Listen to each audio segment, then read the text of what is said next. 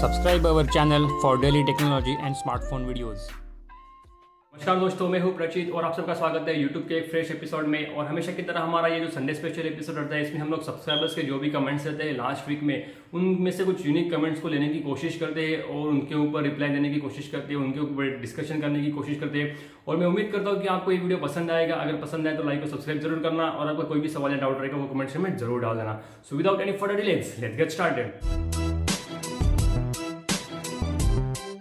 तो दोस्तों, आज का सबसे पहला कमेंट है वो है प्रतीक अग्रवाल की तरफ से, और वो बोलते हैं कि भाई 15K के अंदर में कौन सा मोबाइल लेना अच्छा रहेगा, रेडमी या MI का छोड़ के प्लीज सजेस्ट करो। एक्चुअली 15K में मुझे तो आज के तारीख में रेडमी नोट 7 प्रो ही काफी अच्छा फोन है, क्योंकि उसमें बैटरी लाइफ भी काफी डिसेंट मिलती है, कैमरा भी काफी डिसेंट है, इवन उसमें डेडिकेटेड नाइट मोड भी दिया हुआ है, फास्ट चार्जिंग का सपोर्ट है, और जो उनकी क्वालिटी है, बिल्ड क्वालिटी, वो भी ग्लास की है, तो गोरिल्ला ग्लास प्रोटेक्शन दिया हुआ है। तो ये सभी चीज़ें को मिला के आज के तारीख में रेडमी नोट 7 प्रो ही काफ़ी अच्छा डील है 15K की तरफ। अगर आपको थोड़ा स्पेंड कर सकते हो तो पोको F1 आप ले सकते हो 17-18,000 तक, या फिर आप Realme 3 Pro के लिए वेट कर सकते हो। Realme 3 Pro भी जल्दी लॉन्च हो जाएगा कुछ एक महीने के अंदर, तो वो एक अलग फ़ोन है रेडमी को छोड़ के, तो आप उस फ़ोन को भी ले सकते हो। तो ये 2-3 चॉइसेस आपको मिल जाती है 15 से 20 हज़ार के प्राइस रेंज में, जो मैं आपको पर्सनली सजेस्ट करूंगा अगर आपको किसी फ़ोन के साथ जाना है तो। नेक्स्ट कमेंट है वो है सुरेश भट्ट का, और वो बोलते हैं कि भाई अपडेट के बाद मेरे मोबाइल में प्रॉब्लम आ रही है कि बैकग्राउंड में ऐप्स नहीं दिख रहे हैं। ये एक्चुअली Zenfone 5G का कमेंट था, और अगर आपको Zenfone 5G में अपडेट के बाद कुछ इश्यूज आ रहे हैं तो आप एक बार फोन को सेफ मोड में स्टार्ट कर देना। सेफ मोड में कैसे स्टार्ट करते हैं वो आपको मिल जाएगा गूगल पे, अगर आप सर्च करोगे तो सेफ मोड में स्टार्ट करने के बाद फिर से आप उन एप्लीकेशंस को एक्सेस करके देख लेना, और फिर नॉर्मल रिस्टार्ट करके फिर फोन को चेक करना कि आपको कुछ अलग मतलब आपके जो इश्यूज है वो रिजॉल्व होते हैं या फिर नहीं होते हैं। अगर नहीं होते तो फिर आपको एक बार सिस्टम सेटिंग्स को रिसेट करना पड़ेगा डिफॉल्ट सेटिंग के लिए। अगर उसमें भी प्रॉब्लम सॉर्ट आउट नहीं होते तो फिर फैक्ट्री रिसेट एक लास्ट ऑप्शन है जो कि आपकी कोई भी इश्यूज रहेगा उसको फिक्स करता है। हालांकि काफ़ी लोग मुझे बोलते हैं कि Zenfone 5G में OT अपडेट के बाद काफ़ी सारे इश्यूज है, मतलब बहुत अलग अलग तरीके के इश्यूज है। सिम कार्ड डिटेक्ट नहीं होता है, किसी किसी को फास्ट चार्जिंग डिसेबल हो जाती है, तो जैसे कि ये बैकग्राउंड एप्लीकेशंस डिसेबल हो जाते हैं, ऐप ट्रे में एप्लीकेशंस नहीं दिखते, तो काफ़ी सारे इश्यूज आते हैं। अभी पता नहीं Asus इस पर्टिकुलर इश्यूज को कभी फिक्स करेगी या फिर नहीं करेगी, डोंट नो, क्योंकि Asus का नेक्स्ट फ्लैगशिप फोन तो अभी आने वाला है Zenfone 6, तो देखते हैं कैसा है क्या है। लेकिन अगर ये आप पर्टिकुलर स्टेप्स को फॉलो करोगे तो मैं उम्मीद करता हूँ कि आपके जो इश्यूज है वो रिजॉल्व हो जाएंगे। नेक्स्ट कमेंट है वो है अनमोल सिंह का है, और वो बोलते हैं कि सर ओपन बीटा 14 पे स्टेबल से रोल बैक कैसे जाएंगे। इसमें आपको 2 तरीके के मेथड्स मिलेंगे अनमोल। अगर आप ऑलरेडी ओपन बीटा पे हो कोई भी OnePlus फोन में, तो आपको रोल बैक करने के लिए आइदर आप लैपटॉप को यूज करके अनब्रिक टूल को इस्तेमाल करके रोल बैक कर सकते हो, या फिर आप नेक्स्ट स्टेबल अपडेट के लिए वेट करके रोल बैक कर सकते हो। लैपटॉप के लिए रोल बैक कैसे करना है उसका मैं लिंक आपको डिस्क्रिप्शन सेक्शन में दे देता हूँ अगर चाहिए तो। अगर आपको फोन से ही रोल बैक करना है तो आप नेक्स्ट स्टेबल वर्जन जब भी आएगा OnePlus का, उसको आप डायरेक्टली इंस्टॉल कर सकते हो, लेकिन इसमें आपका डेटा रिसेट हो जाएगा, तो डेटा का बैकअप ले लेना, क्योंकि OnePlus का ऐसा रहता है कि OnePlus लोअर वर्जन पे रोल बैक नहीं होता है, तो आपको हमेशा हायर वर्जन चाहिए रहता है। तो अगर आप ऑलरेडी ओपन बीटा 14 पे हो तो आपको नेक्स्ट जो हायर वर्जन आएगा OnePlus का स्टेबल वर्जन में, वो आप डायरेक्टली इंस्टॉल कर सकते हो, और वैसे फिर आप रोल बैक कर सकते हो। नेक्स्ट है सौरभ गुप्ता का कमेंट है, और वो बोलते हैं कि भाई मेरे OnePlus 60 में फरवरी के सिक्योरिटी पैच में सिर्फ दिखा रहा है, मार्च का क्यों नहीं दिखा रहा है। तो सौरभ, आप एक्चुअली स्टेबल वर्जन में रहेंगे इसलिए आपको फरवरी का सिक्योरिटी पैच दिखा रहा है। हालांकि जो मैंने वर्जन इंस्टॉल किया हुआ था वो ओपन बीटा का वर्जन था, और उस पर्टिकुलर ओपन बीटा में मार्च का सिक्योरिटी पैच था। तो अभी मार्च का security patch open beta stable में भी जल्दी ही आ जाएगा, क्योंकि ऑलरेडी ओपन बीटा में रोल आउट हुआ है। तो OnePlus ऑलमोस्ट ये मंथ एंड तक एक स्टेबल वर्जन निकालेगी OnePlus 6 और 60 के लिए, जिसमें मार्च का सिक्योरिटी पैच रहेगा और कुछ चेंजेस या फिर फीचर्स रहेंगे। नेक्स्ट कमेंट है वो देवस्मित का है, और वो बोलते हैं कि बैटरी ड्रेन बहुत हो रही है Galaxy S10 Plus में। ये एक्चुअली पहले 5 दिनों में मैंने भी बहुत महसूस किया था कि Galaxy S10 Plus में बैटरी ड्रेन बहुत हो रही है। इवन Galaxy S10 Plus का जो फिंगरप्रिंट स्कैनर है वो भी ठीक से काम नहीं करता है, मतलब 10 में से 5 बार काम करता है, 5 बार काम नहीं करता है, तो स्क्रीन को अनलॉक करके मतलब टैप करके फिर वापस से अनलॉक करना पड़ता है, तो काफ़ी सारी दिक्कतें आ रही थी। तो उसके ऊपर मैंने कुछ सॉल्यूशंस फाइंड आउट किए, अगर आपको चाहिए तो मैं उसका डेडिकेटेड एक वीडियो बनाता हूँ Galaxy S10 Plus यूजर्स के लिए कि बैटरी ड्रेन को कैसे हम लोग स्टॉप कर सकते हैं। लेकिन सबसे बेस्ट वे है कि आपको अपने एप्लीकेशंस को रेस्ट्रिक्ट करना है, और दूसरी चीज़ है कि आपको सैमसंग के फ़ोन में से भी आपको कैश को क्लियर करना है। इसके लिए आपको सैमसंग के फ़ोन में रिकवरी मोड में जाना पड़ेगा और फिर रिकवरी मोड में जाके वाइप कैश करके ऑप्शन आता है, उसको कैश को डिलीट करना पड़ेगा। कैश को डिलीट करने के बाद आपके most of the battery problem sort out हो जाएंगे। और जो फिंगरप्रिंट स्कैनर अगर जिनको दिक्कत आ रही है कि बार बार डिटेक्ट नहीं हो रहा है, उनको क्या करना है कि सेम फिंगरप्रिंट स्कैनर दो अलग अलग पोजीशन में रजिस्टर करना है। वन प्लस के फोन्स में कैसा होता है कि हम लोग एक फिंगरप्रिंट स्कैनर सिर्फ एक बार ही रजिस्टर कर सकते हैं, लेकिन सैमसंग के फोन में अल्ट्रासोनिक में ऐसा नहीं है, हम एक फिंगरप्रिंट स्कैनर 2 बार भी रजिस्टर कर सकते हैं। तो आपको एक ही सेम फिंगरप्रिंट 2 बार रजिस्टर करना है और फिर आप देख लेना कि आपका जो रिस्पॉन्स टाइम है वो बहुत कम हो जाएगा और फास्ट अनलॉक हो जाएगा। मैं इसका डेडिकेटेड वीडियो एक जल्दी ही बनाता हूँ अगर आपको चाहिए रहेगा इन दोनों चीज़ के बारे में। नेक्स्ट कमेंट है वो है अनिल का है और वो बोलते हैं कि which is the best mobile Samsung S10 और S10 प्लस। एक्चुअली दोनों ही फ़ोन काफ़ी अच्छे हैं और डिफरेंस तो कुछ भी नहीं है एक्सेप्ट स्क्रीन की जो क्वालिटी, स्क्रीन क्वालिटी, स्क्रीन की जो साइज़ है उसमें। S10 प्लस में आपको एक एक्स्ट्रा कैमरा मिलता है, front facing camera depth sensing के लिए, लेकिन मेरे हिसाब से उसका कुछ भी यूज़ नहीं है। वो एक गिमिक करके दे दिया है ड्यूअल कैमरा, अदरवाइज सिंगल कैमरे से भी पोर्ट्रेट मोड काफ़ी अच्छे आते हैं। अगर बैटरी कैपेसिटी की बात करते हैं तो हाँ, S10 प्लस में बैटरी कैपेसिटी डेफिनेटली ज़्यादा है एज कम्पेयर टू S10। तो अगर आपको सिर्फ बैटरी कैपेसिटी ही ज़्यादा चाहिए तो आप S10 प्लस के साथ चले जाना। अगर आपका बजट नहीं है और आपको बैटरी कैपेसिटी जो है करंट S10 की 3600 या फिर वॉटएवर अगर उतनी चल जाती है तो डेफिनेटली आप S10 के साथ ही चले जाना, एक्स्ट्रा पैसे देने की ज़रूरत नहीं है। क्योंकि मैंने जितना भी ऑब्जर्व किया है, डेप्थ सेंसिंग का जो सेंसर है या फिर कैमरा है S10 प्लस में वो सेम काम करता है जो हमारा S10 में या फिर S9 प्लस में जो सिंगल कैमरा काम करता है वैसे ही। तो मुझे लगता है ये एज ए गिमिक करके सैमसंग ने प्लेस किया है और उससे क्या होता है जो पंच होल का जो डिज़ाइन है वो काफ़ी बड़ा हो जाता है और जब भी हम लोग फुल स्क्रीन में कोई वीडियोस देखते हैं ना तो काफ़ी डिस्ट्रैक्टिंग लगता है वो जो पर्टिकुलर ओवल शेप का जो डिज़ाइन पंच होल का है वो।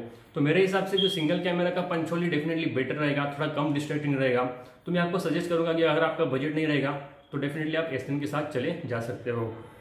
नेक्स्ट है वो है बाल साहब का है और बोलते हैं कि how to turn off camera sound in S10 plus.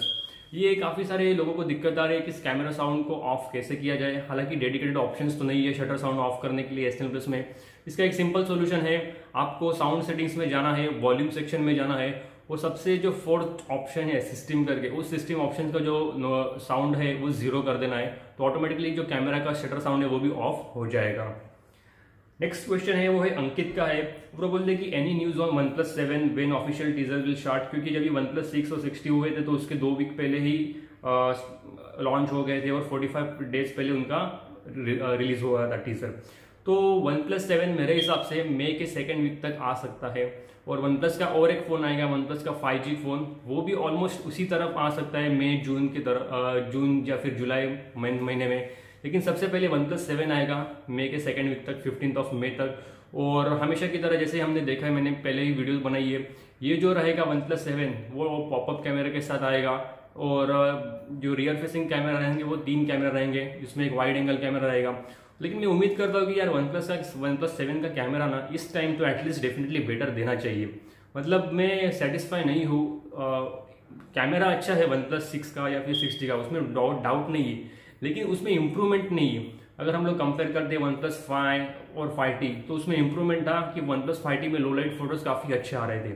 अभी OnePlus 5T और OnePlus 6 में कंपेयर करेंगे तो हार्डली इंप्रूवमेंट है, ज़्यादा कुछ इंप्रूवमेंट नहीं है।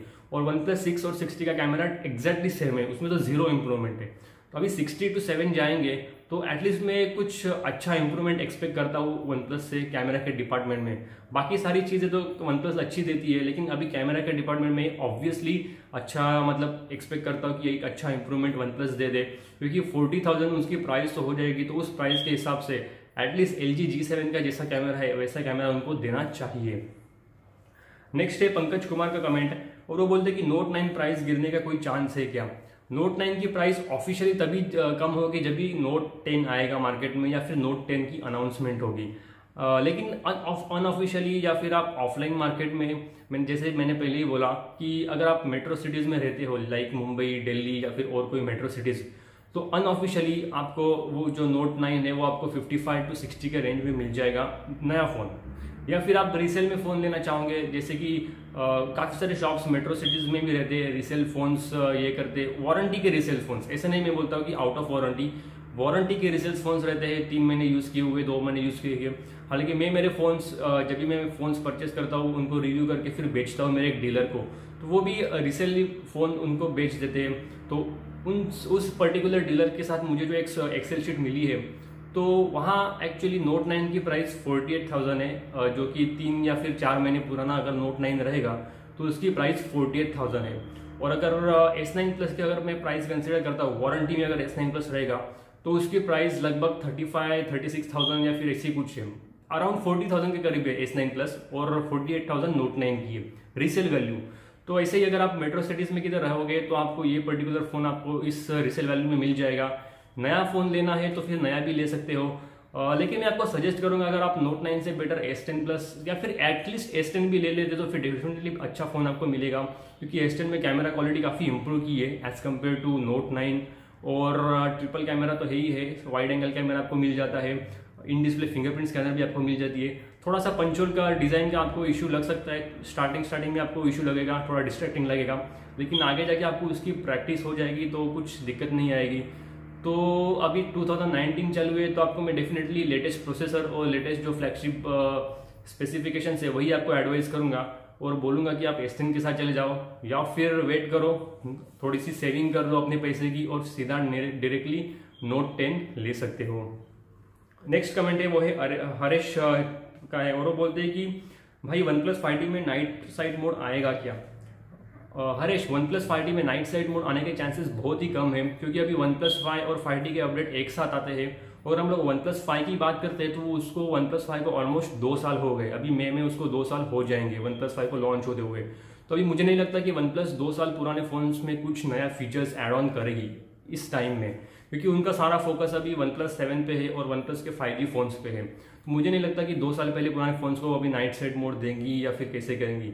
तो आप गूगल कैमरा इस्तेमाल करके नाइट साइड यूज कर सकते हो, लेकिन dedicated night side mode OnePlus की तरफ से आने के चांसेस बहुत ही कम है। नेक्स्ट है सौरव का कमेंट है, और बोलते हैं कि सर MI A2 यूज करता हूँ, मुझे अपग्रेड करना चाहिए क्या? एक्चुअली MI A2 और Note 7 Pro में कैमरा ऑलमोस्ट सिमिलर है, लेकिन Note 7 Pro में ये क्या बेनिफिट क्या है कि आपको बिल्ड क्वालिटी ग्लास की मिलती है, ये एक बेनिफिट है। दूसरा बेनिफिट ऐसा है कि आपको बैटरी लाइफ बहुत ही अच्छी मिलती है Note 7 Pro में as compare to MI A2। MI A2 की बैटरी बहुत ही कम मिलती है क्योंकि 3000 mAh की है, लेकिन Note 7 Pro में आपको बहुत ही अच्छी डिसेंट बैटरी लाइफ मिलती है, कैमरा भी उसका अच्छा है, और इवन उनको डेडिकेटेड नाइट साइड कैमरा दिया है Note 7 Pro में, तो नाइट साइड कैमरा भी काफ़ी अच्छा चलता है Note 7 Pro में। तो ये कुछ एडवांटेज है Note 7 Pro के। तो अगर आपको MI A2 की रिसेल वैल्यू काफ़ी अच्छी मिल रही है तो आप रिसेल करके फिर Note 7 Pro परचेस कर सकते हो। नेक्स्ट है RK टेक्नोलॉजी का, और वो बोलते हैं कि भैया मैं कौन सा वाला मोबाइल ले लूँ, 4GB Note 7 Pro या फिर 6GB Note 7 Pro? एक्चुअली अगर आप बहुत ज़्यादा इंटेंस गेम खेलते हो तो मैं आपको 6GB का ही वर्जन सजेस्ट करूंगा, क्योंकि आजकल सभी जो मोबाइल्स रहते हैं वो 6GB के हिसाब से ही आते हैं। 4GB का मॉडल भी चल जाएगा, 4GB में भी PUBG अच्छी तरीके से चलता है या फिर गेम्स भी अच्छी तरीके से चलते हैं, लेकिन कोई एप्लीकेशंस बार बार रिलोड होते हैं। तो लेकिन पर्सनली मैं बोलूँ कि अगर एप्लीकेशंस रिलोड भी होता है ना तो भी कोई दिक्कत नहीं है। मुझे तो कभी ऐसा लगा नहीं कि कोई एप्लीकेशंस रिलोड होता है तो उसकी वजह से मुझे कुछ प्रॉब्लम होता है, क्योंकि हार्डली 2-3 सेकंड में तो एप्लीकेशन वापस स्टार्ट हो जाता है। तो एप्लीकेशन रिलोड में कुछ इशू तो नहीं है, लेकिन अपने दिमाग में ऐसा बैठ जाता है कि 4GB रैम में बार बार एप्लीकेशंस रिलोड होते हैं, 6GB में रिलोड नहीं होते। तो वैसी कुछ चीज़ नहीं है, हालांकि ये सब गिमिक है, लेकिन फिर भी अगर मैं आपको बोलूँगा तो 6GB के साथ आप जा सकते हो। आपका उतना बजट नहीं रहेगा तो डेफिनेटली 4GB भी काफ़ी अच्छा है, कोई भी दिक्कत नहीं आई। मेरे भाई ने 3-4 दिनों से यूज़ किया हुआ है Note 7 Pro, कुछ भी दिक्कत नहीं है, काफ़ी अच्छा फ़ोन है। निशु संजू बोलते हैं कि स्टूडियो लाइटिंग क्या रहती है OnePlus में या फिर और कोई फ़ोन में? स्टूडियो लाइटिंग मतलब क्या रहती है कि जब भी आप कोई भी फ्रंट फेसिंग कैमरा सेल्फी का पोर्ट्रेट मोड लेते हो तो उस पोर्ट्रेट मोड में आपकी फेस की डिटेल्स को थोड़ा हाईलाइट करता है, या फिर फेस की डिटेल्स में आपके लाइट ज़्यादा वो इल्यूमिनेट करता है फोटो, तो उसको स्टूडियो लाइटिंग इफेक्ट बोलता है। बाकी ऐसा कुछ अलग तरीके का इफेक्ट ऐसा नहीं रहता है, बटन या फिर ऐसा नहीं रहता है। इफेक्ट रहता है वो कि आपके पोर्ट्रेट शॉट में आपकी फेस की डिटेल्स को हाईलाइट करता है, थोड़ा सा ज़्यादा लाइट छोड़ता है, तो उसको स्टूडियो लाइटिंग बोलते हैं। वो काफ़ी सारे फोन्स में OnePlus के फोन्स में ये फीचर मिलता है। तो दोस्तों ये थे सभी कमेंट्स जो कि मैंने इस पर्टिकुलर एपिसोड में ले लिए, और अगर आपका कोई भी कमेंट रहेगा या फिर आपको कोई भी हेल्प चाहिए रहेगी तो आप कमेंट सेक्शन में डाल सकते हो, या फिर मुझे ईमेल भी कर सकते हो prachitpatil23@gmail.com, या फिर इंस्टाग्राम पे भी आप मुझे एक मैसेज डाल सकते हो कोई हेल्प चाहिए तो मैं मेरी तरफ से कोशिश करूंगा आपको रिप्लाई देने की। हालांकि मैं ऑलमोस्ट सभी जो ईमेल्स आते हैं या फिर इंस्टाग्राम पे मैसेज आते हैं उनको रिप्लाई करता हूँ। यूट्यूब के कमेंट्स को सभी को रिप्लाई करना पॉसिबल नहीं है, लेकिन जितने जितने लोगों को एक्चुअल में हेल्प चाहिए रहती है उनको मैं हमेशा रिप्लाई देने की कोशिश जरूर करता हूँ। तो दोस्तों मिलते हैं अगले वीडियो में। वीडियो अच्छी लगे तो लाइक और सब्सक्राइब जरूर करना। Thank you very much and see you soon.